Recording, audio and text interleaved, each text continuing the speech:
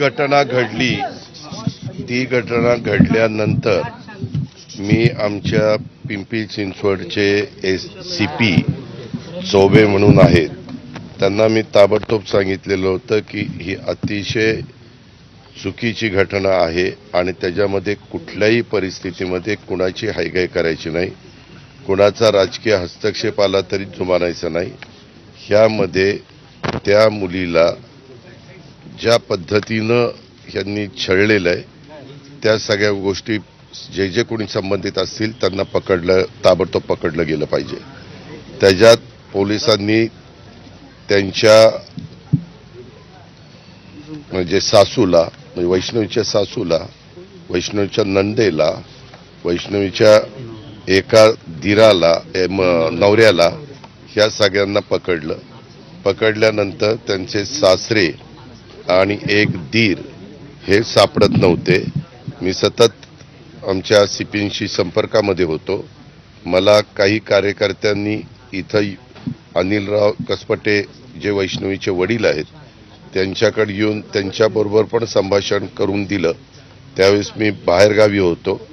मी त्यांना सांगितलं की मी कोल्हापूरहून संध्याकाळी आज येणार आहे, मी आल्यावर तुम्हाला भेटायला येतो. तुम्ही मनमोकळेपणाने, तुम्ही असाल, तुमचे मिसेस असतील किंवा तुमच्या घरातले जे कोणी सहकारी असतील त्यांनी मला स्पष्टपणे काही गोष्टी सांगाव्यात. येताना मी CPंना पण सांगतो तिथे यायला, जे तपास करतायत त्यांनाही तिथं बोलवतो. अजून काही वेगवेगळ्या पद्धतीची माहिती असेल तर ती पण दिली गेली पाहिजे.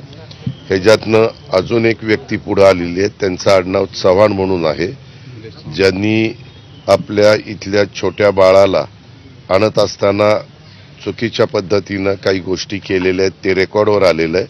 त्यांच्याबद्दल पण टीम पाठवल्यात. काल टीम पहिल्या 3 होत्या, आम्ही वाढवायला सांगितल्या. वाढवल्यानंतर CPंनी सांगितलं होतं तसं सगळ्या टीमलाच की आज जर ते मिळाले नाही तर मग म्हणले ज्या काही पुढच्या गोष्टी करायच्या ते मला नाईलाजास्तव कराव्या लागतील. आणि मग सगळ्या वेगवेगळ्या जे फोन आहेत ते फोन बदलत होते असं पोलिसांचं म्हणणं, परंतु ते सगळी त्यांनी सापळे रचले आणि त्याच्यातनं त्या दोघांना पकडण्यात त्यांना त्या ठिकाणी यश आलं. कुठल्याही परिस्थितीत त्यांचे PC घेऊन ह्यामध्ये वेगवेगळी जी कलमं आहेत त्या कलमाचा अंतर्भाव करून हे सगळी केस अतिशय चांगल्या पद्धतीच्या सरकारी वकील, मी त्यांनाही कुटुंबियांना विचारलं की तुमचं काय म्हणणं आहे. त्यांनी 1-2 नावं दिलेली आहेत, त्यांच्याशी पण आम्ही बोलणार आहे. कारण उद्याच्याला सरकारी वकिलांच्यावर पण कुठलाही दबाव येता कामा नये आणि ह्यांना न्याय कसपटे परिवाराला मिळाला पाहिजे. या प्रकारे सगळ्या गोष्टी चालू आहेत. त्यांना सतत रोज काही नवीनची माहिती मिळाली तर त्यांना द्यायला सांगितलेले. आणि ह्याच्यात फास्टॅगवर मी उद्या मुख्यमंत्र्यांच्या बरोबर आम्ही दोघंही दिल्लीला जाणार आहे. त्यावेळेस आम्ही बरोबरच आहोत 2 तास विमानामध्ये. त्यावेळेस मी त्यांना सांगणार की बाबा ही केस आपल्याला फास्टॅगवर चालवायची आणि त्या प्रकारे मुख्यमंत्र्यांनी पण लक्ष घातलेले, त्याच्यावर ते चालवतील. आज ते पण मगाशी कोल्हापूर विमानतळावर होते, परंतु मी पुण्याला आलो आणि ते दिल्लीला गेले. अशी सगळी पार्श्वभूमी आहे. आणि ज्या ज्या गोष्टी सांगितल्या त्या इतक्या नाजूक आहेत आणि इतक्या म्हणजे मनाला वेदना देणाऱ्या आहेत की त्या मी तुमच्या सगळ्यांच्या समोर विशद पण करू शकतो. 2 महत्वाचे मुद्दे त्यांनी मागणी केली कुटुंबियांनी. कुटुंबियांनी काही महत्वाच्या मागण्या केल्या होत्या. एक त्याच्यात त्यांच्याकडे वेपनची लायसन्स आहे, ते लायसन्स त्याबद्दल पण सांगितलेलं आहे. जे आमचे CP पुण्याचे त्यांच्या अंडर येणारा एरिया आहे तिथल्या एकाचं लायसन आहे, जो चव्हाण ज्यांनी त्यांना रिव्हॉल्वर दाखवलं तो, त्यालाही ताबडतोब पकडण्याच्या करता आता मी CPला इथनंच फोन लावलेला होता. तिथं टीम वाढवायला सांगितल्यात आणि त्याचं पण डोकं ह्याच्यामध्ये बऱ्यापैकी चाललेलं दिसतंय. ते मित्रपरिवार दिसतंय. वेगळे काही गोष्टी अशा आहेत की तिथं बोलू शकत नाही, परंतु त्यांचे लांगे बांधे. त्यांनी पण एका मुलीला डिवॉर्स दिलेला आहे, त्यांची मुलगी काहीतरी 7 वर्षाची आहे. आता यांच्या परिवारामध्ये वैष्णवीची मोठी भाऊजाई, मोठी जाऊ ही पण तिच्या घरी माहेरी गेलेली आईकडं तिनं पण मीडियाच्या अनेक चॅनलला कशा कशा पद्धतीनं ही लोक छळत होती हे सांगितलेलं आहे. त्याच्यावर ह्या सगळ्या गोष्टीचं रेकॉर्डवर घेऊन ह्यामध्ये पोलीस यंत्रणा अतिशय बारकाईनं सगळ्या गोष्टीचा उल्लेख करून ती केस इतकी स्ट्रॉंग करायचा प्रयत्न करते की जेणेकरून ह्यांना सर्वांनाच अतिशय कडक अशा प्रकारची शिक्षा झाली. दादा, पोलिसांवर मोठी टीका होती पिंपरी चिंचवड पोलिसांवरती. 8 दिवस लागले या आरोपींना पकडायला. मयुरीच्या केसमध्ये जवळपास 240 दिवस उलटून गेलेत, जिने 2024 मध्ये केस केली होती 11व्या महिन्यामध्ये. आता चार्जशीट दाखल करायला 90 दिवसांचा कालावधी असतो, त्याच्यात तिप्पट कालावधी गेलाय तरी त्याच्यामध्ये दोषारोपपत्र गेलेलं नाही, बी समरी गेलेली नाही. अशा पद्धतीनं पिंपरी चिंचवड पोलीस काम करतात. 8 दिवसांनी हे आरोपी पकडले. मूळ पहिली सेन्सिटिव्हिटी गुन्हा दाखल होण्यापासून आरोपी फरार होण्यापर्यंत फार लाईटली ही केस पिंपरी चिंचवड पोलिसांनी घेतलेली दिसते. कुठलीही आत्ताची या कुटुंबियांना फार पाठपुरावा करावा लागला, तेव्हा FIR दाखल झाली. मी आत्ता कुटुंबियांशी बोललो. माझी मीडियाला हात जोडून विनंती आहे, तुमच्या माझ्या घरातली जर केस असती तर इतका आपण चव्हाट्यावरती आणली नसती. आज ते घरातले ज्या मुलीचे आई, त्या मुलीचे वडील आणि नातेवाईकांनी सांगितलं की आम्हाला पोलिसांचं अतिशय चांगल्या प्रकारचं सहकार्य आहे असं त्यांनी नमूद केलं. त्यांनी सांगितलं की ही केस लवकरात लवकर संपवा आणि ह्यांना सगळ्यांना असं शासन करा की ह्यांना कायमची अद्दल घडली पाहिजे. अशा प्रकारचं झालेलं आहे. तक्रार केली दादा 200 दिवस. अहो, मी तुम्हाला सांगतो, हे अनिलराव कसपट यांच्याबद्दल सांगतोय.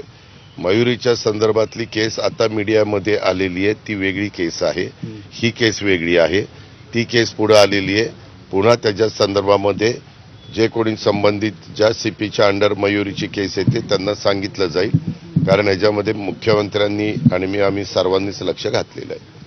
दादा, हे प्रकरण झाल्यानंतर जी हगवण्यांची मोठी सून आहे तिने मोठे गौप्यस्फोट केलेले आहेत की पोलिसांनी 8 तास रक्तबंबाळ परिस्थिती तक्रार करायला घेतली तर तक्रार देखील नोंदवून घेतली नव्हती. आता हे जर असं झालेलं असेल त्याची शहानिशा केली जाईल आणि ह्याच्यामध्ये जर कोणी पोलीस दोषी असतील, ऑफिसर दोषी असतील तर त्यांच्यावर पण कारवाई केली जाईल. खुनाचा गुन्हा दाखल करावा म्हणून मागणी केली. प्रमुख मागणी त्यांची ती कलम दाखल झालेत, कडक कलम एक दाखल मिनिट. करावं असं मागणी कुटुंबाची. तुम्ही मेहरबानी करा, मीडियावाल्यांनो, तुम्हाला इतकं वकिलापेक्षा जास्त ज्ञान मिळालेलं आहे. ह्याच्या पद्धतीनं केलं तर उद्या काही कलम अशी घातली आणि त्या कलमाच्या संदर्भात तशा प्रकारचे पुरावे तुम्ही सादर केले नाही तर केस वीक होते. ही गोष्ट समजून घ्या. आपल्याला ही केस कशी स्ट्रॉंग राहील ते त्या ठिकाणी बघायचं आहे. आणि मधल्या काळामध्ये अशा प्रकारे काही घरातले लोक नवीन लग्न झालेल्या मुलींना, विशेषतः त्या घरातले सासरे असतील, सासू असतील, नणंद असेल, नवरा असेल, दीर असेल, हे छळतात. अशा काही गोष्टी पुढे आल्यानंतर वेगवेगळे कायद्यामध्ये दुरुस्ती पण केलेली आहे. पहिले तर कायदे आहेतच, परंतु त्याच्यामध्ये काही नवीन पण त्याच्यामध्ये अंतर्भाव केलाय. उदाहरण जर सांगायचं झालं तर 3/5 हे भारतीय दंडविधान संहिता कलम, त्याच्यामध्ये 304 ब, ह्याच्यामध्ये देखील तुम्ही जर खोलात गेला तर हे भारतीय दंडविधान पण अतिशय महत्वाचं आहे. आणि ह्याच्यात आता 80चा 2, 108, 118चा 1, 115चा 2, 352, 351चा 2, 3/5, त्याचबरोबर 304चा ब, 306, 324, 323, 504, 506, 34 प्रमाणे ते गुन्हे दाखल केलेले आहेत. एवढी आपण कलम टाकलेली आहेत. तुम्ही म्हणताय त्या गोष्टीचा मी पण विचार केलेला होता, परंतु मी आता त्याला जे उत्तर दिलं ते पण तेवढंच महत्वाचं आहे. कारण शेवटी कोर्टापुढं केस जाती त्यावेळेस आपण आपल्यातला चांगल्यातला चांगला वकील आम्ही लावणार, परंतु ती समोरची पण लोक त्याच पद्धतीनं प्रयत्न करणार.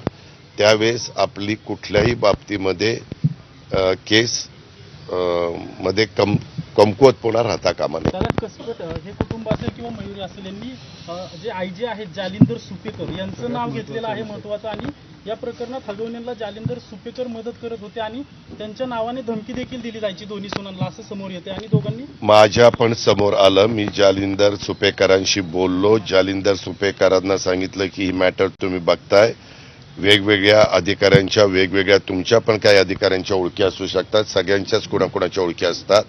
त्यांना सांगितलं की अशा पद्धतीनं दबक्या आवाजात बोललं जातं, यदा कदाचित कुठं फोनचं किंवा कुठं असं काही कनेक्शन जोडलं गेलं तर ते निश्चितपणे त्याच्या संदर्भामध्ये सरकार किंवा आमचा विभाग हायगाई करणार नाही.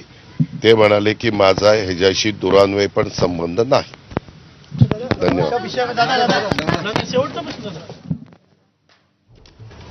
तर वैष्णवीच्या कुटुंबियांना